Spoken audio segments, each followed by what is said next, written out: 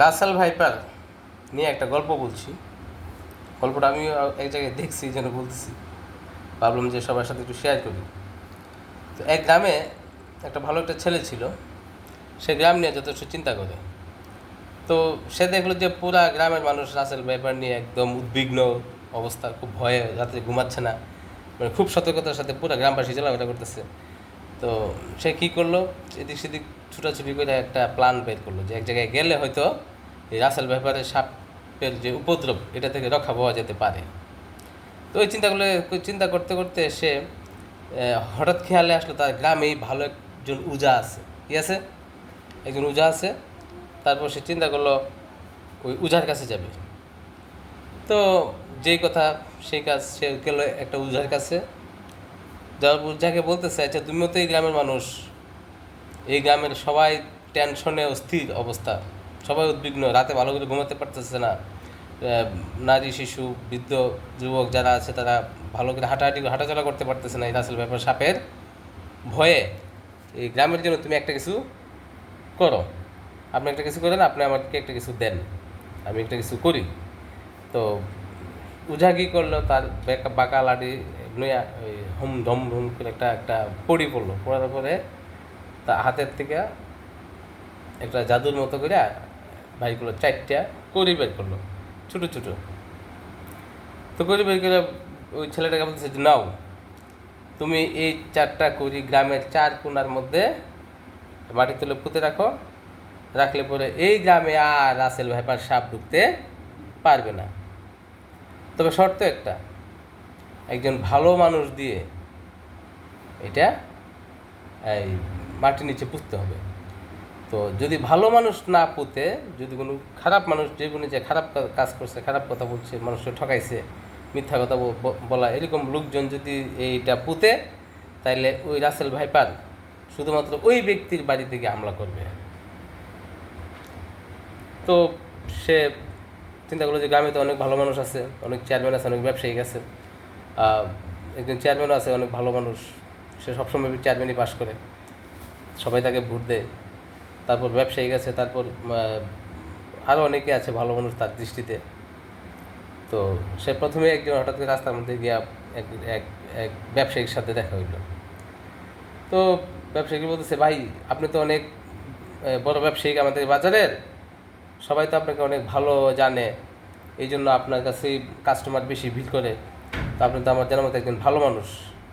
তো আপনি এইটা যদি, এই চারটা করে যদি গ্রামের চার কোণার মধ্যে পুঁততে পারেন, তাহলে এই গ্রামের মধ্যে কোনো কী হবে না, আপনার রাসেল ভাইপার সাপ ঢুকবে না। তো সে বললো যে তো উপকারী গাছ দাও আমার কাছে, তো আমি একটু পুঁতে দিই। তো তারপর তার কাছে চারটা করে দিল। দেওয়ার পরে সে বলতেছে, ভাই একটা শর্ত আছে কিন্তু। কিতা? যে শর্ত হচ্ছে যে আপনি যদি কোনো সময় মানুষের ঠকাই থাকেন মাপে, যেহেতু আপনি ব্যবসা করেন, রাসেল ভাইপার সাপ কিন্তু শুধুমাত্র আপনার ঘরে যাবে। তো সে মনে মনে চিন্তা, হ্যাঁ বিপদে না ফেলেছে, সবাই আমাকে ভালো জানে, কিন্তু আমি তো জানি মানুষের মাঝে মধ্যে ওজনে কম দিই। সে এই চিন্তা ভাবনা করে, না না, আমি এটা আমার কাজ না, আমার ব্যবসার কাছে, আমি তাড়াতাড়ি জায়গায় আমি আমি চার কোণার মধ্যে যেতে পারবো না, নোর তোমারটা তুমি নোগা। তো সে তো যা বুঝার বুঝছে, ওই যুবক যা বুঝার বুঝে ফেলেছে, এই ব্যবসায়িক তো আসলে গুজুর আছে। তো হঠাৎ করে সে আরেকজনকে লাগল পেল, যিনি আরেকজন ভালো মানুষ, গ্রামের মধ্যে সবাই তাকে ভালো বলে জানে, যে কোনো দেন দরবারে তারা ডাকে। তো ভাই আপনি তো একজন সর্দার মানুষ, আপনি যদি এই কাজটা করেন তাহলে তো এই গ্রামে মানুষ সাপ থেকে বাঁচতে পারবে। তো বলতেছে কী কাজ? যে আমার কাছে চারটা কড়ি আছে, এই চারটা কড়ি যদি এই গ্রামের চার কোণার মধ্যে পুঁতে দিতে পারেন, হ্যাঁ, তাহলে এই গ্রামের মধ্যে কী আসবে না, রাসেল ব্যাপার সাপ সাপ আর আসবে না। তো সে বলতেছে, তো দৌ আমি তো একজন ভালো মানুষ মনে করি, মানুষ তো আমাকে ভালো জানে, আমি পুঁতি। তো তার হাতে করে দেওয়া বলতেছে যে ভাই ভাই আপনি যদি কোনো দেন দরবারে কারোর কাছ থেকে ঘুষ টুস খায়া রায় দিয়ে থাকেন, তাহলে আপনি যদি পুঁতেন তাহলে কিন্তু আপনার ঘরের মধ্যে এটা ঢুকবে। সে তো মহা মুশকিল, কী অবস্থা, আমি তো অনেক বিচারে এমনি এমনি করলাম, সে মনে মনে চিন্তা করতেছে। তো সে পাশ কেটে গেলো, আরে ভাই আমার তো অনেক কাজ আছে, আমি তুমি এটা রাখো, তুমি তুমি করো, এই তুমি অন্য কাউকে দিয়া পোতাও। তো সে গেল গ্রামে একজন চেয়ারম্যান আছে যে সবসময় চেয়ারম্যান ভোটে দাঁড়াইলে এসে পাশ করে।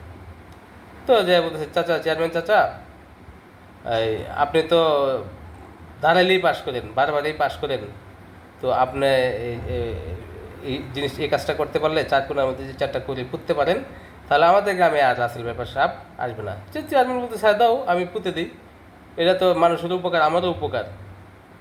তো তার হাতে দিয়েছে, দেওয়ার পরে সে বলতেছে যে চাচা আপনি যদি কোনো সময় এই পাবলিকের গম টম তেল টেল এগুলো মেরে থাকেন, লিলিফের মাল টাল মেরে থাকেন, তাহলে কিন্তু রাসেল ব্যাপার একমাত্র আপনার ঘরে আসবে। সে চিন্তা করলো, খাইছে, আমি তো জীবনে অনেক মারিং করছি চেয়ারম্যান হইয়া, অনেক কিছু খাইছি, তো আমি তো এটা তো সম্ভব না। তো সে চিন্তা করলো যে আরে বাবা, আমার আজকে একটা মিটিং আছে, আমি জায়গায়, তুমি এটা করো, অন্য করে দিয়ে লাগাও। সে করি ফিরত দিয়ে চলে গেলো। এই করে নিয়ে সে আবার উজার কাছে গেল। উজারে যায় বলতেছে, ভাই এই অবস্থা, আমি তো সমাজে যাদেরকে ভালো মনে করতাম আসলে তাদের কেউই ভালো না। এক কাজ করো না ভাই উজা, এটা তুমিও এই আমার গ্রামে, তুমিও তো এই গ্রামের একজন মানুষ, তুমি লাগাই দিবে। উজা বলতেছে, আরে ভাই আজকে তো তুমি আমার বিপদে বলাইলা, আমি তো আসল কথা বলতে হয়। কি, আমি এই পর্যন্ত যত কিছু, যত রুগীরা ঝাড় ফুঁক করছি, আসলে এই আমি যদি 100 রুগীরে ফু দিছি, 2টা তো এমনিই ভালো হয়েছে। আসলে আমার কোনো কেরামতি নেই, আল্লাহ ভালো করে। আর মানুষ মনে করে আমার ফুতে বুঝি ভালো হয়েছে। আমিও তো আর বড় বাটপার, ঠিক আছে। আসলে এই তো আসলে এটা আমি জানি যে এই করি দিয়া সাপ কি করবে না, ফিরবে না, ঠিক আছে। তো যে ওই যুবক বলতেছে, আসলে এইটা দিয়ে আমিও চিনতে পারলাম যে আমি আসলে কোনো ভালো মানুষ নাই। গল্পটা কেমন লাগলো সবাই জানাবেন কমেন্টসে, আশা করি। আসসালামু আলাইকুম।